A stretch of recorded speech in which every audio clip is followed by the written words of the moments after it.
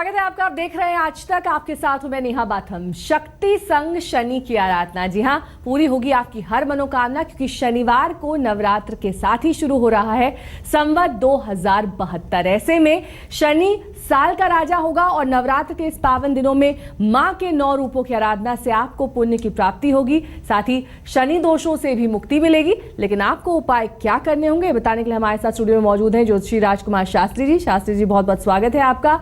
शास्त्री जी के साथ हम शो को आगे बढ़ाएं उससे पहले जान लेते हैं कि इस बार चैत्र नवरात्र को 9 दिनों का नहीं बल्कि 8 दिनों का है, और वो क्या सौगात लेकर आ रहा है आपके लिए।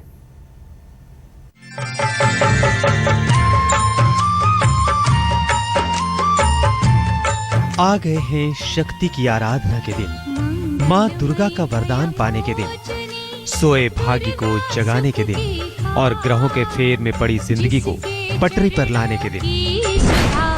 स्वयं पिए भगवान, दुख नाशक संजीवनी, नव दुर्गा का पाठ। शनिवार से शुरू हो रहा है देवी की आराधना का त्योहार नवरात्र। वैसे तो शक्ति की भक्ति श्रद्धालुओं की हर प्रकार की इच्छा पूरी कर देती है, लेकिन जो भक्त शनि के प्रकोप से पीड़ित है उन्हें मिल रहा है वो सुनहरा मौका जब वो शनि दशा से पा सकते हैं हमेशा के लिए छुटकारा। माँ भगवती शनि की चालों को नाकाम कर भक्तों को ले लेंगी अपनी छत्र छाया में, ताकि दूर रहे हर विपत्ति, हर मुश्किल। नवरात्रि पर ग्रहों की ऐसी शुभ स्थिति बनी है जो हर प्रकार से शनि कष्ट को खत्म करने वाली साबित हो सकती है। दरअसल शनिवार से ही संवत 2072 का आरंभ हो रहा है और शनि पर गुरु की दृष्टि पड़ने से ग्रहों के शुभ प्रभाव 19 जून तक बढ़ते ही जाएंगे। नवरात्र के 3 दिन यानी 21 से 23 मार्च तक माँ दुर्गा से जुड़े ग्रह मंगल पर भी देव गुरु बृहस्पति की दृष्टि पड़ेगी, तो वहीं 24 मार्च से मंगल अपनी राशि में प्रवेश कर जाएगा, जो नवरात्र के पुण्य फल को कई गुना अधिक बढ़ाने का काम करेगा। शनिवार से नवरात्रि का आरंभ होकर शनिवार के ही दिन इसकी समाप्ति व्यापारियों के लिए सुनहरा मौका लेकर आ रही है।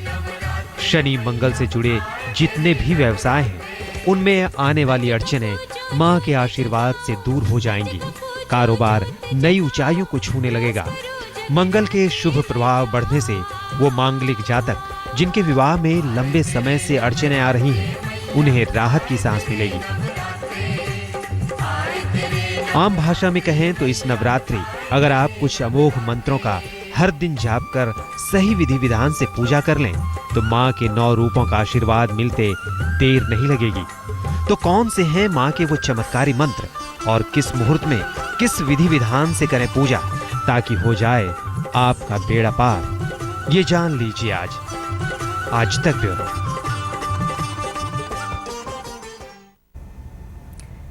तो किस मुहूर्त में किस विधि विधान से करनी है पूजा, उससे पहले बात कर लेते हैं शनिवार की, जब हो रहा है नए संवत का आरंभ और साथ ही हो रहा है आरंभ नवरात्र का। लेकिन इस बार नवरात्र 9 दिन की नहीं 8 दिन की है। लेकिन हम शास्त्री से सबसे पहले जानेंगे कि नए संवत जो शुरुआत जिसकी शनिवार से हो रही है उसमें क्या कुछ होने वाला है, ये अच्छा रहेगा बुरा रहेगा, किस लिहाज से हम इसे देखें। देखिए नेहा बहन, जिस प्रकार आपने पूछा है कि शनिवार को ही संवत का आरंभ हो रहा है। अब संवत 2071 समाप्त हो गया और संवत 2072 का आरंभ हो रहा है। देखिए जिस दिन शनि नए संवत का आरंभ होता है वही जो वार है वो संवत का राजा होता है। तो संवत इस बार शनिवार को आरंभ हो रहा है तो इसलिए संवत का राजा भी शनि ही होगा। अब शनि चूंकि न्यायाधीश है, इस कारण से जितने भी कोर्ट कचहरी के मामले हैं, मुकदमे हैं, उन सभी से छुटकारा मिलेगा ही मिलेगा। अब जिस दिन संक्रांति होती है उस दिन जो वार होता है वो मंत्री कहलाता है। तो मंगलवार की संक्रांति होने के कारण पहली संक्रांति, इसलिए मंगल वर्ष का मंत्री होगा। मंगल चूंकि सेनापति है ग्रहों का, इसलिए आंतरिक सुरक्षा आपकी देश की मजबूत होगी, अच्छी फसल होने के संकेत हैं। नए संवत का वाहन महिष है, जिसके कारण आपके देश की, हमारे देश की महंगाई अवश्य बढ़ सकती है। चूंकि बरसात बहुत अच्छी होगी और सबसे बड़ी बात है कि संवत का जो निवास है, वास है, वो माली के घर में है, तो इसलिए बरसात अच्छी होगी, उसके बाद भी महंगाई का प्रकोप यानी बढ़ेगा। कि ये संवत अच्छा रहने वाला है, ये हर लिहाज से हर राशि के लिए अच्छा रहने वाला है। लेकिन एक बहुत महत्वपूर्ण चीज है घट स्थापन, इसका क्या इस बार मुहूर्त है, ये हमारे दर्शकों को बताइए। देखिए, घट स्थापन जो है ये हमारे कर्म कांड का सर्व प्रमुख अंग माना जाता है और नवरात्रों की घट स्थापना का ही मुहूर्त होता है। इसलिए सुबह इसका 6:28 से 7:35 तक पहला मुहूर्त है और उसके बाद जो दूसरा मुहूर्त है वो 11:13 से लेकर के 1:40 तक ये दूसरा मुहूर्त है। ये दोनों ही समय के मध्य में आप अगर प्रातः काल या फिर मध्याह्न काल में घट स्थापना कर सकते हैं और अखंड दीपक प्रज्वलित कर सकते हैं। और साथ ही ये भी बताइए कि कलश स्थापना की क्या विधि रहने वाली है, किस तरह से कलश स्थापना की जाए।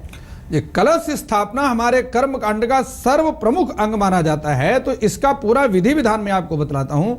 प्रातः काल स्नान करके पूर्व दिशा की ओर मुख करके सबसे पहले यज्ञोपवीत धारण करना चाहिए।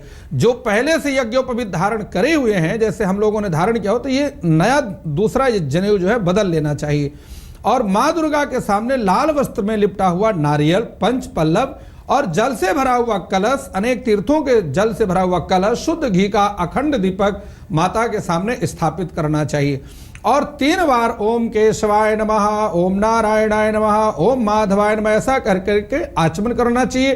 फिर हाथ की शुद्धि करने के बाद अपने अनामिका में कुशा की पैंती बना करके धारण करना चाहिए। अगर कुशा की पैंती ना मिल सके तो सोने की अंगूठी भी धारण कर सकते हैं। हाथ में चावल, पुष्प, जल, दक्षिणा लेकर के पूजन का संकल्प करना चाहिए।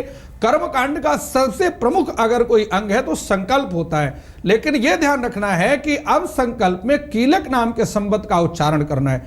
अपना नाम और गोत्र का उच्चारण बहुत आवश्यक है करना। गंध, अक्षत, पुष्प, जल, तांबूल, धूप, दीप, नैवेद्य आदि से संवत्सर का पूजन करना चाहिए और उसके बाद मिट्टी के पात्र में जौ और गेहूं के बीज मिला करके मिट्टी में रोपण करें। भगवान श्री गणेश, ब्रह्मा, विष्णु, शिव, दुर्गा ये पंच देवता माने जाते हैं। ओंकार सहित नवग्रहों का पूजन किसी योग्य ब्राह्मण के द्वारा करवाना चाहिए।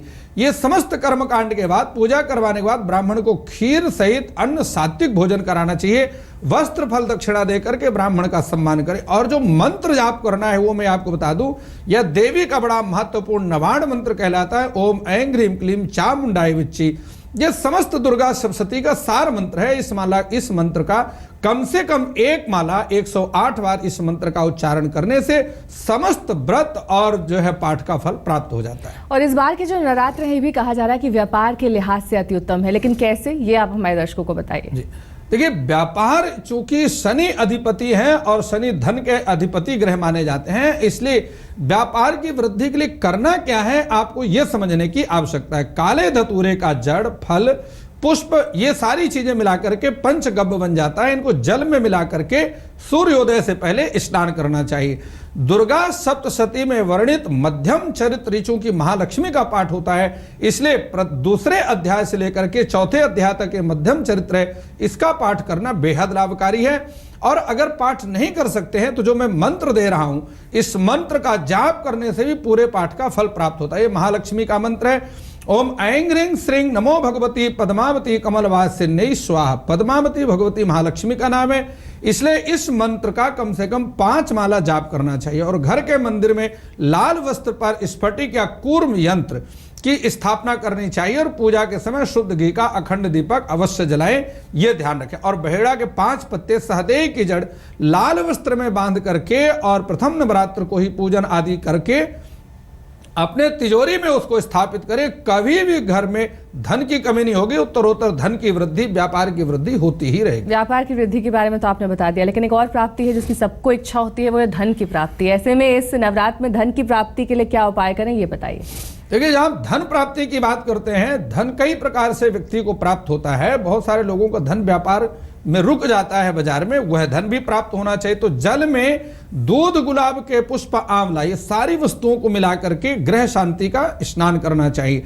चूंकि लक्ष्मी के 16 स्वरूप है, इसलिए 16 कमल पुष्पों की माला बना करके माता लक्ष्मी को अर्पण करें और इसके बाद ऋग्वेद में वर्णित श्री सूक्तम के 5 पाठ और भगवान शंकराचार्य जी द्वारा निर्मित कनकधारा स्तोत्र के 3 पाठ ये करना चाहिए। त्रिसंधम या पठे नरा सा कुबेर समो भवेत, ऐसा लिखा है कि 3 बार पाठ करने से वह व्यक्ति कुबेर की तरह हो जाता है। माता लक्ष्मी का अभिषेक करें, लौंग, इलायची और सिंदूर से महालक्ष्मी का पूजन करना चाहिए। और जो मैं मंत्र दे रहा हूं इस मंत्र का आप निश्चित समझ लें, ओम श्रीं ह्रीं श्रीं कमले कमलाले प्रसीद प्रसीद श्रीं ह्रीं श्रीं ओम महालक्ष्मी नमः। ये महालक्ष्मी का बड़ा सिद्ध मंत्र है। इस मंत्र का कम से कम कमल गट्टे की माला में 1 माला जाप करना चाहिए। 16 माला जाप कर सके तो बेहद लाभकारी होगा। और जाप के समय घी का अखंड दीपक जलाएं। महालक्ष्मी मंत्र की 108 आहुतियां कमल दाने घी में मिला करके और महालक्ष्मी के इसी मंत्र से आप, जो मंत्र मैंने पहले दिया है, इसी मंत्र से हवन करें, बहुत लाभकारी होता है। अगर संभव हो सके तो अगर रात्रि में अगर आप ये हवन करें तो बेहद लाभकारी होता है, क्योंकि रात्रि के समय महालक्ष्मी का परिभ्रमण काल होता है।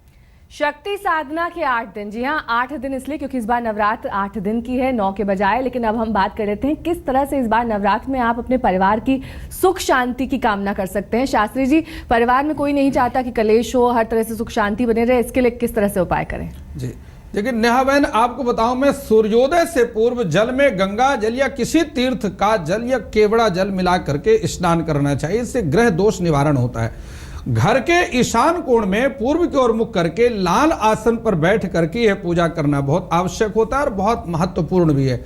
देवी के त्रिगुणात्मक स्वरूप का ध्यान करना चाहिए। त्रिगुणात्मक स्वरूप महाकाली, महालक्ष्मी, महासरस्वती, सतोगुण, रजोगुण, तमोगुण। ओम ऐं ह्रीं क्लीं महालक्ष्मी महाकाली महासरस्वती त्रिगुणात्मकाय दुर्गा दिव्यै नमः। इस मंत्र का जाप करना बेहद लाभकारी है। घर के सभी सदस्यों की जितनी संख्या है उतने ही माला इसका जाप करना चाहिए। माँ दुर्गा को अनार फल चढ़ा करके और 5 बत्तियों की आरती करें, माँ की 3 परिक्रमा करें, साष्टांग प्रणाम करें और ऋषि मार्कंडेय द्वारा रचित दुर्गा सप्तशती के जो प्रथम अध्याय से 13 अध्याय तक 700 मंत्र हैं, इनका पाठ करना बेहद लाभकारी होगा।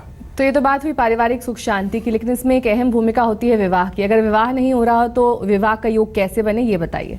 जी देखिए, जब हम विवाह की बात करते हैं, ज्योतिष का विषय है, इसमें कई कारणों से विवाह की, शनि है, मंगल है, अन्य कारणों से विवाह की स्थिति में समस्या आती है। ओम क्राम क्रीम क्रौम सा मंगलाय नमः।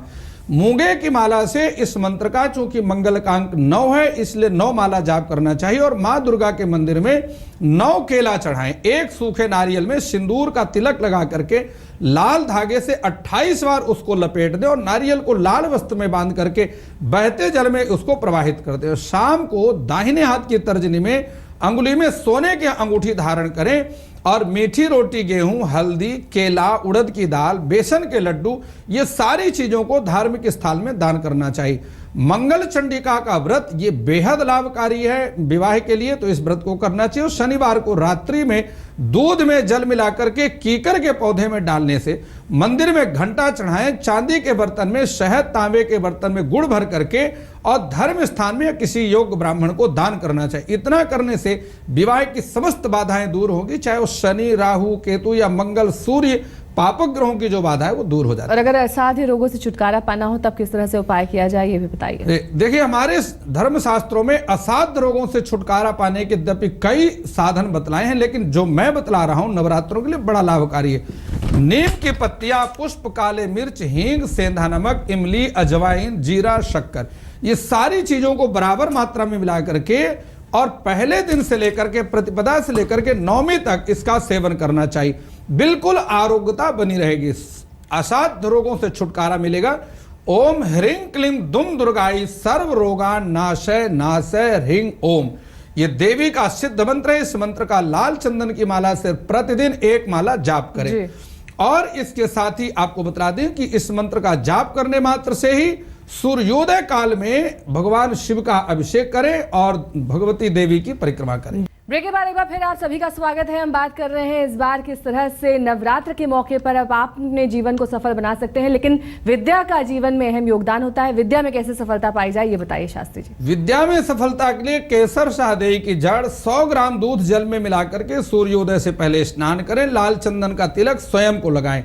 ओम ऐं सरस्वती बुद्धि स्वरूपिण्यै महिषासुर सैन्य नाशिन्यै नमः मंत्र का स्फटिक की माला में 108 बार जाप करें। मां सरस्वती को मोती की माला चढ़ाएं। गरीब असहाय विद्यार्थियों को कॉपी, पेन, पुस्तक आदि का दान करने से आपकी विद्या की समस्त बाधाएं दूर हो जाएंगी। तो इस बार आपको किस तरह से शक्ति साधना करनी है, 8 दिन किस तरह से व्यापार में सफलता मिल सकती है और जीवन के अन्य क्षेत्रों में भी आप सफलता पा सकते हैं, बताया शास्त्री जी। शास्त्री जी बहुत बहुत शुक्रिया। हमें दीजिए इजाजत। देश और दुनिया की तमाम खबरों के लिए देखते रहिए आज तक।